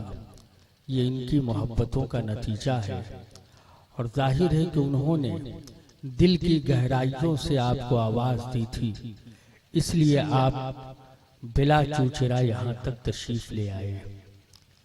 माशाअल्लाह उनकी खिदमतें बड़ी ही मशहूर है कि उनकी ज़ात से सिर्फ छत्तीसगढ़ और ये इलाका मुस्तफ़ीज़ नहीं हो रहा है, बल्कि झारखंड के भी मुख्तलिफ इलाके में हज़रत मोहम्मद बशीर साहब उर्फ बापू का तज़किरा मैं सुनता हूँ। बहुत पहले से हमारी उनकी शनासाई है, मैं उन्हें जानता हूँ अच्छी तरह, लेकिन उनके कारनामे में बहुत सारी चीज़ें हैं, बहुत सारे ऐसी चीज़ें हैं जिसका मैं तज़किरा कर सकता हूँ, लेकिन उनका नुमाया काम, सबसे बेहतर काम, सबसे बड़ा काम यह है कि उन्होंने आनंदपुर की इस छोटी सी मस्जिद को बड़ी ही वसी और बड़ा ही खूबसूरत बना दिया है। और अल्लाह का घर जाहिर है जो सजाता है, अल्लाह जल्ला शानहू उसकी जिंदगी को सजा देता है। अल्लाह के घर को उन्होंने खूबसूरत बनाया, बड़ी ही कीमती सरमायों को उसमें लगाया और तन मन धन के साथ वो मुकम्मल लग गए। मुझसे भी उन्होंने किसी मौके से तज़किरा किया था कि हजरत अभी हमारे गांव की मस्जिद बन रही है, दुआ करें। अब मैं उसी के लिए हमादम तैयार हूँ। माशाअल्लाह देखने के बाद तबीयत के अंदर बड़ी ही बशाशत आ गई और बड़ा दिल झूम गया। मुसर्रत व शादमानी की एक लहर सी दौड़ गई कि उन्होंने मस्जिद को बड़ा ही आलीशान बनाया है। दुआ है दिल की गहराइयों से कि अल्लाह जल्ला शानहू उनकी जिंदगी को सजा दे, उन्हें मजीद तरक्की अता फरमाए। मेरे दोस्तों, मैं एक ऐलान के लिए आपको करीब किया, गौर से सुनिएगा। 2-3 मिनट का वो ऐलान। आज कोई तकरीर नहीं हम लोगों की होगी, हमारी खासकर नहीं होगी, बस एक ऐलान और एक अहम पैगाम, जो बहुत ही अहम ऐलान है, अहम पैगाम है। जरा सा नींद से आप बेदार हो जाइए। अल्लाह ने आपको बहुत सोने का मौका दिया है और आने वाले दिनों में अल्लाह बहुत मौका अता फरमाए। आज झारखंड, क्या आप सरहदी इलाके में रहते हैं? ये आबशार, ये झरने, ये पहाड़, ये बयाबां, ये जंगलात, जिसके दामन में और जिसकी गोद में आप बसे हुए हैं, इसी सरहदी इलाके से लगा हुआ इलाका झारखंड का है, जहां आप ही की तरह हजरत इंसान बसते, वहां भी इंसान ही रहते हैं आपकी तरह। आपके चेहरे पर जिस तरह दाढ़ियां चमक रही है, फरिश्तों का झूला नजर आ रहा है, आपके सरों पे जिस तरह टोपियां नजर आ रही है, जिस तरह आपका इस्लामी लिबास नजर आ रहा है, इसी तर्ज के लोग आपके झारखंड में भी रहते हैं। अभी झारखंड में एक तहरीक हर जहार जानी चिड़ी हुई है। हत्ता के लोहरदगा के इलाके में, रांची के मुजफ्फराबाद इलाके में, लातेहार जिले में, पलामू पूरे मंडल में और साथ ही साथ गढ़वा में तो मुकम्मल तौर पे एक तहरीक छिड़ी हुई है, जिस तहरीक से सिर्फ ये नहीं कि पब्लिक, ये आवाम वाबिस्ता है। उस तहरीक से सिर्फ पब्लिक वाबिस्ता और आवाम वाबिस्ता नहीं है। उस तहरीक में काम करने वाले सिर्फ आम लोग नहीं हैं, बल्कि उस इलाके के जो उलमा हैं, जो हमारे इमाम हैं, जो हमारे मुक्तदा और पेशवा हैं, वो हजरात भी उस तहरीक से जुड़े हुए हैं। ये हमारे प्यारे अजीज, हमारे दिल के धड़कन हाफिज तबीब साहब क़िबला भी उस तहरीक के बहुत अजीम रुकन। मैं बताना चाहता हूँ वो तहरीक की जरूरत इस इलाके में भी है। आपने तो हमारे मुफ्ती महमूद साहब बरकाती क़िबला से बहुत ही नायाब गुफ्तगू समाअत की है कि आपकी जिंदगी में बेहतरी लाने के लिए का ख़वातीन उम्मा हो या हमारे मर्द हजरात हो, सबों के लिए बहुत ही अच्छा नुस्खा हमारे मुफ्ती साहब ने दिया है। तो मैं ये अर्ज करना चाहता हूं कि उस तहरीक को इस इलाके में भी छेड़ना चाहिए और लाना चाहिए, उसकी जरूरत है। मैं इसलिए कह रहा हूं कि जो उस इलाके में जिस तरह का इनकलाब आ रहा है, जिस तरीके के लोग बदल रहे हैं, जोनो फिक्र बदल रहा है, ऐ काश के इस इलाके में भी बदल जाए। क्योंकि जो वहां पे मर्ज और वबा है, वो मर्ज और वबा आपके इलाके में भी है। पता है मैं किसकी बात कर रहा हूं, आप खूब समझ रहे हैं। मेरे कहने का मतलब है कि जहेज की लानतों से जो अपने आप को आप सजा रहे हैं, चंद सिक्कों पे जो अपने ईमान और मजहब का भी सौदा कर रहे हैं, गरीब जो अपने टूटे फूटे झोपड़ियों में चंद बर्तनों के साथ जिंदगी गुजार रहा है, उसकी बच्ची की डोली बरसहा बरस नहीं उठ पा रही है, उसके जिम्मेदार कौन हजरात है? उसके जिम्मेदार हम और आप। तो आज झारखंड में हर तरफ शोर बपा है कि जहेज से बचो, खाह वो धुर्की का इलाका हो, मेराल का इलाका हो, नगर उटारी का इलाका हो, हर जगह लोग उलमा और अवाम सभी हजरात वहां यकजा हो रहे हैं। यकजा होकर सही रास्ता ढूंढ रहे हैं कि इसके रुकावट के लिए कौन सा रास्ता अपनाया जाए। माशाअल्लाह, खासकर धुर्की और पलामू परमंडल के लोग लायक दादो तहसीन हैं कि उन्होंने बहुत बड़ा काम किया है और ये अपनी आवाज को पूरे हिंदुस्तान तक मीडिया के जरिए पहुंचा दिया। और आप रोजाना सुन रहे होंगे कि फलाने शख्स ने जहेज में लिए हुए लाख रुपए को वापस किया है, फलाना शख्स 50,000 वापस कर रहा है, फलाना शख्स जहेज में जो इधर उधर मांग किया था उसको उसकी वापसी के लिए वो आज आ रहा है। पेपर में भी पढ़ते होंगे और लोगों की जुबानी भी सुनते होंगे।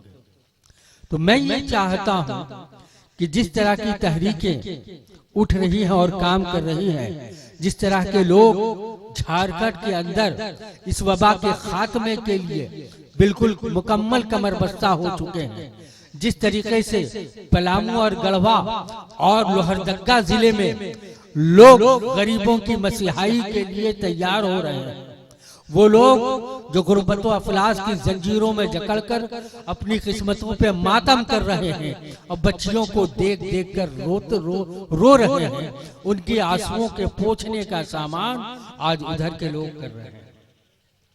तो मेरे दोस्तों, आपका इलाका भी इस वबा, इस जंजाल में फंसा हुआ। आए दिन मैं इस इलाके में भी सुनता हूं बच्ची की शादी इसलिए नहीं हो रही है कि 2 लाख रुपया मांगा जा रहा है, मेरी बच्ची की डोली इसलिए नहीं उठ रही है कि काफी जहेज का मुतालबा किया जा रहा है। हमारे गांव के अंदर बहुत सारी ऐसी बच्चियां हैं जो उम्र रसीदा हो चुकी है और उनके हाथ पीले नहीं हो पा रहे हैं। तो उसके जिम्मेदार आज ये कौम मुस्लिम।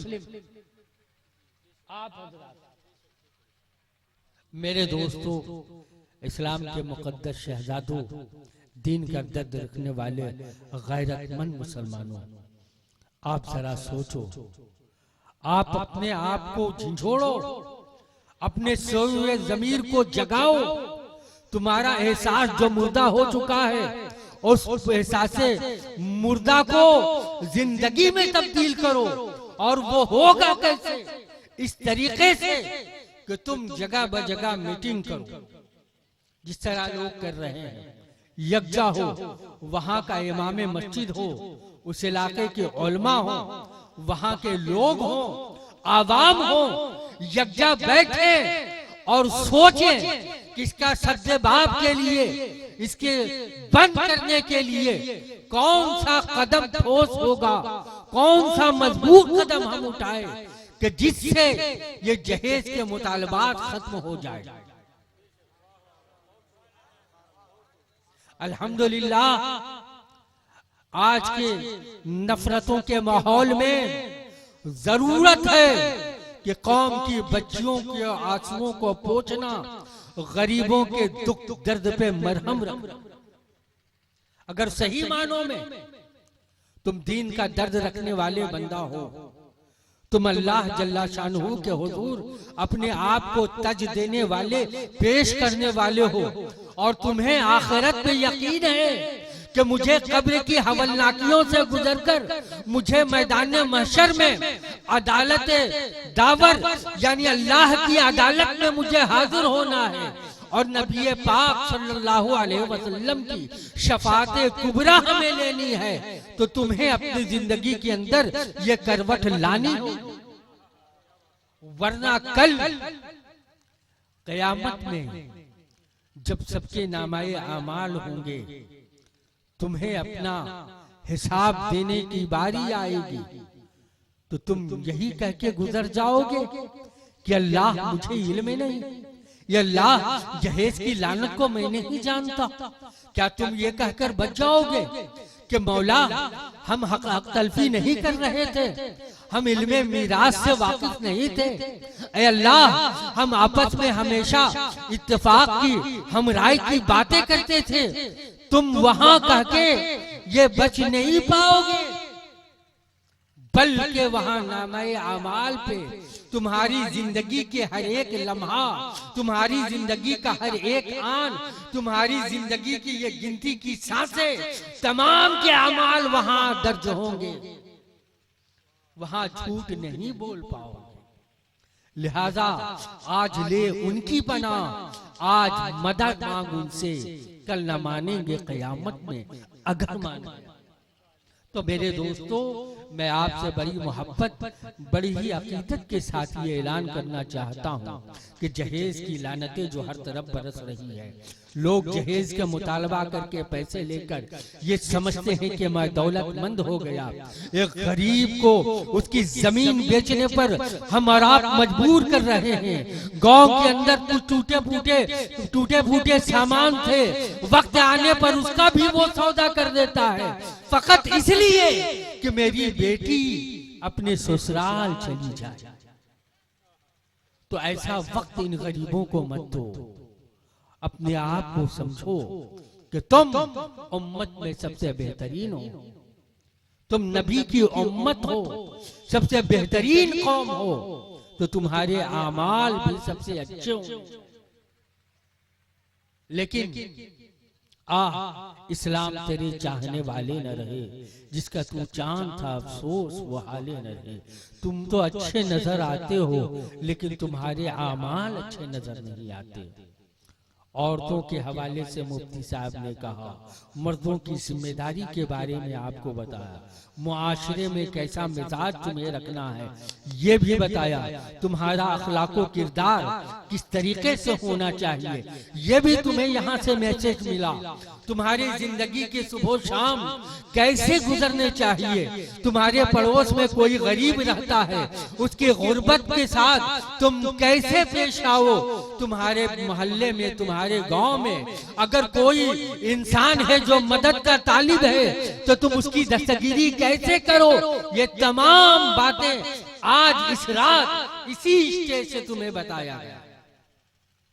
तो मेरे दोस्तों, मुझे यकीन है मैं इस उम्मीद के साथ आपसे रुखसत हो रहा हूँ, जुदा हो रहा हूं कि आपकी जिंदगी में जरूर कुछ न कुछ बहारें आएंगी। जो आपके बिगड़े हुए अमाल हैं उसको तुम छोड़कर अच्छे अमाल की तरफ तुम राग़िब हो जाओगे, है ना? आप मेरी बात समझ रहे हैं? मेरी बात आपके पल्ले पड़ रही, आप समझ रहे हैं?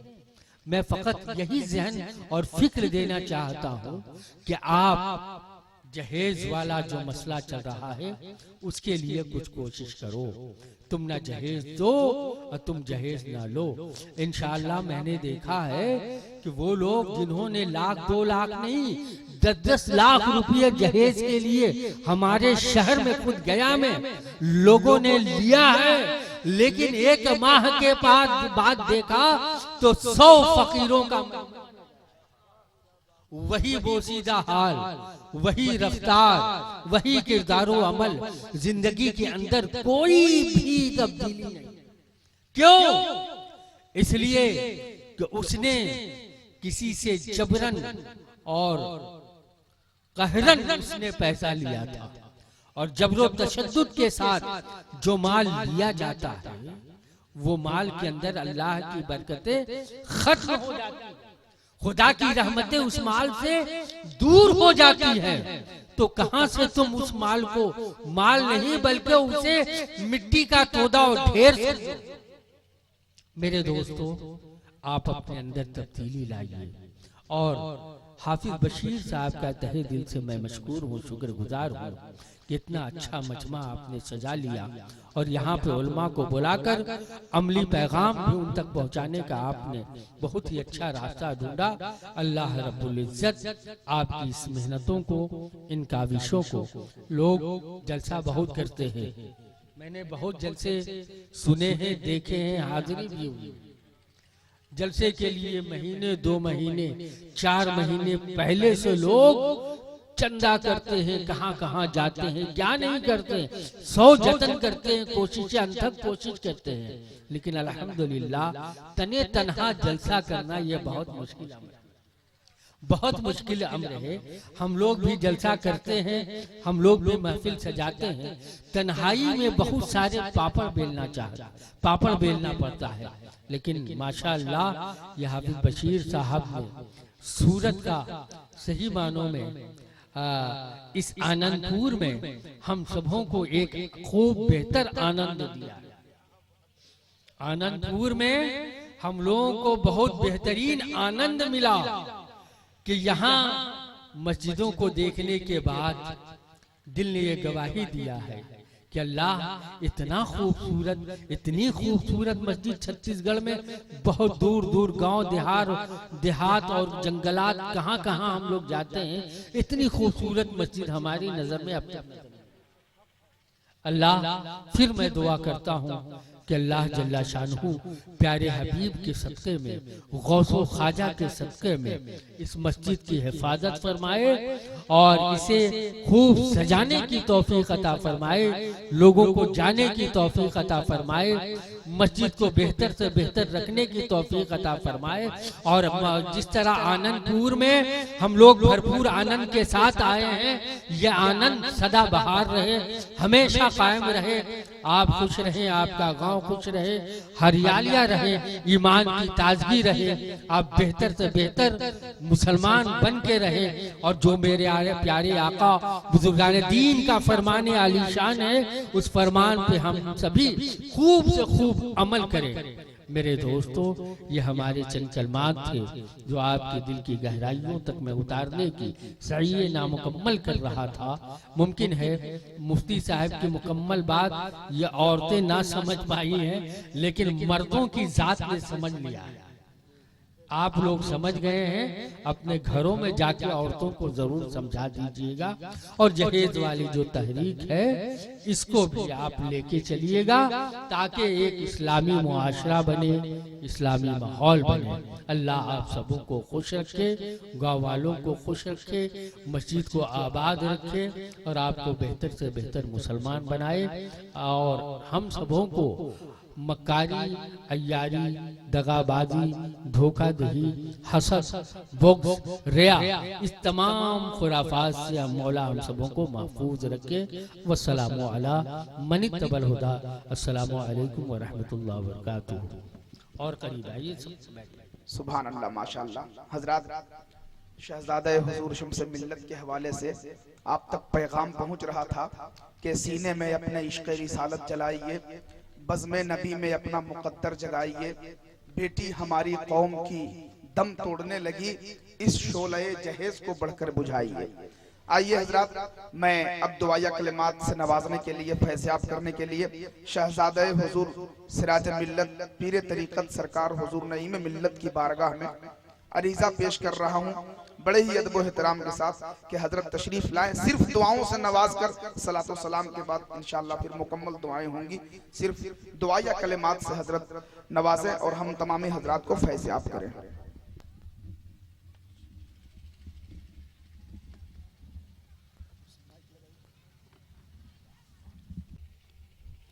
जो हजरात पीछे हैं वो आगे आए। सलातो सलाम का वक्त है, दुआओं की कबूलियत का वक्त है। आप आगे आइए, सलातो सलाम पढ़ने के लिए आइए आगे। ये कुर्सी वाले हजरात आ गए हैं। ये अजीब माहौल है कि मुक़र्रिर के सामने रास्ता बनाया गया है सामीन में। ये जलसे का इसकी तरतीब कितनी गलत है। मुक़र्रिर के सामने तो सामीन को होने चाहिए। बहरहाल नहमदुहु व नुसल्ली अला हबीबिहिल करीम, अम्मा बाद, औज़ु बिल्लाहि मिनश शैतानिर रजीम, बिस्मिल्लाहिर रहमानिर रहीम। इन्नस सलाता तन्हा अनिल फहशाइ वल मुनकर, सदक़ल्लाहु मौलानाल अज़ीम व सदक़ रसूलुहुन नबियुल अमीनुल करीम व नहनु अला ज़ालिका लमिनश शाहिदीन व शाकिरीन वल आमिनीन वल्हम्दुलिल्लाहि रब्बिल आलमीन। पढ़ो सल्ले अला जब गुफ्तगू में उनका नाम आए, पढ़ो सल्ले अला जब गुफ्तगू में उनका नाम आए। न जाने ये अमल किस वक्त किस मुश्किल में काम आए। इंतहाई इखलास व मोहब्बत के साथ अपनी और सारी कायनात के आका, मक्के के सरकार, मदीने के ताजदार हुजूर अहमद मुस्तफ़ा मोहम्मद मुस्तफ़ा सल्लल्लाहु ताला अलैहि वसल्लम की बारगाह बेकस पनाह में दुरूद शरीफ का नजराने अक़ीदत पेश कीजिए। अल्लाहुम्मा सल्ली अला सय्यिदिना नबिय्यिना व मौलाना मुहम्मद व अला आलिहि व अस्हाबिहि व बारिक वसल्लिम। सल्लु अलैहि सलातो व सलामुन अलैका या रसूलल्लाह, सल्लु अलैहि सलातो व सलामुन अलैका या हबीबल्लाह। बड़ी खुशी की बात है, बड़ी मसर्रत हुई मुझे इस गांव में बस्ती में आने के बाद कि इससे कबल मैं आया था तो छोटी सी मस्जिद थी, मामूली सी मस्जिद थी, लेकिन माशाअल्लाह ये मस्जिद देखकर बड़ी खुशी हुई। दिल की अता गहराइयों से दुआ कर रहा हूँ अल्लाह रब्बुल इज़्ज़त तबारक व तआला जनाब हाफिज बशीर साहब की उम्र में बरकत अता फरमाए, इनके कारोबार में तरक्की अता फरमाए कि अपनी गाढ़ी कमाई से खाने खुदा की तामीर अपनी जानिब से की। ये बहुत बड़ी सादतमंदी इनकी है और अल्लाह जिसे तौफीक देता है वो इस काम को अंजाम देता है। अल्लाह के रसूल इरशाद फरमाते हैं, मम बना मस्जिदन लिल्लाह बनल्लाहु लहू बैतन फिल जन्नह। जो अल्लाह के लिए घर बनाएगा अल्लाह रब्बुल इज़्ज़त तबारक व तआला जन्नत में उसके लिए घर बनाएगा। तो इन्होंने जन्नत हासिल कर ली, बशारत है। तो ये मालदार तो एक से लोग होते हैं, दौलतमंद दुनिया बहुत सारे लोग हैं, लेकिन अल्लाह जिसे तौफीक देता है वो काम करता है। तो इन्होंने जो काम करना था तो कर दिया, मस्जिद बना दी। लेकिन मस्जिद बनाना आसान है, बुजुर्गों ने कहा है मस्जिद तो बना लेना आसान है, लेकिन मस्जिद को आबाद रखना मुश्किल है।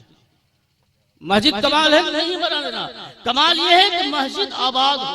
तो मस्जिद आबाद कैसे होगी? जब नमाजी भी आप बनिएगा, नमाजियों से मस्जिद भरेगी तब मस्जिद आबाद होगी, तब अल्लाह की रहमत का मुस्तहक होंगे। कमाल ये है, शायर कहता है मस्जिद तो बना ली भर सब भर में ईबा की हरारत वालों ने, मन अपना पुराना पापी था बरसों में नमाजी बन न सके। मैं इस इलाके में आता हूँ, सफर होता है, अक्सर कसरत से बेनमाजियों की कसरत है। बड़ी बड़ी मस्जिदें बनी हुई हैं, हर जगह में जहां भी जाता हूँ नमाजियों से मस्जिद वीरान रहती है, नमाजी नहीं है। कल मैं जिस जगह गया था बस मुअज्जिन साहब इमाम साहब नमाज पढ़ रहे थे, गांव वाले कोई भी नमाज नहीं पढ़ते थे, और बहुत सुंदर मस्जिद। तो कहने का मकसद ये है कि जब ये मस्जिद तामीर हुई है, ऐसे नमाज तो हर मुसलमान पर फर्ज है।